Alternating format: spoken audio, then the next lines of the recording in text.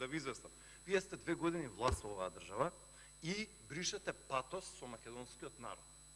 И затоа што многу зборувате за културата, уметноста, нели, и во врска со тие теми, јас ќе кажам мојата главна теза и потоа ќе образложам. А вие демантирајте ме. Значи, господјо Корумин, никогаш последниве 50 години, пола век наназад, немало по-тешка состојба во културата во Македонија, никогаш немало помалце проекти и никогаш културните работници во оваа држава не биле попрогонети од што сега. Сега ќе ви го давам образложението. Дали вие, господјо Корумин, ги видовте шрапнелите во нозете на Арна Шијак? Ја видовте ли гипсот, лонгетата, скинатите фармерки, неизини, крвта која што имаше? И што мислите за тоа?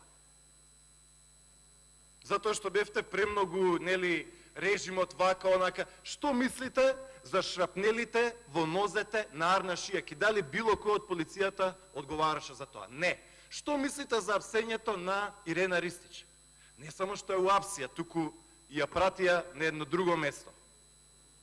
Што мислите вие, господјо Корубин, за апсењето на Владо Јовановски? Нас со Владо Јовановски се случува нов Ристо Шишков за тероризам. Што мислите вие, господјо Корубин, за Игор Дурловски, обвинет за тероризам? Што мислите за Борис Замовски, режисер? И така натаму, и така натаму. Што мислите за сите овие фатви кои што дојдоа тука и осуди за режисер, најава за закон за цензура и така натаму, и така натаму? Повторувам и кажувам, никогаш последниве 50 години работниците во културата во Република Македонија и во Социјалистичка Република Македонија не биле под ваков удар. Никогаш. Од шрапнели во нозете, од апсење во полиција, задржување во полиција, до нивно носење по судови и обвиненија за тероризам. Никогаш.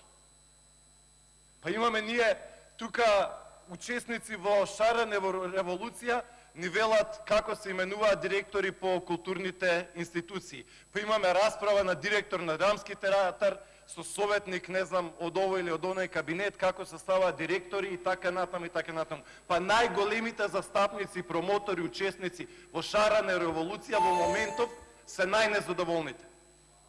И сега ќе ни држите овде опозициони говори, а 2 години сте на власт.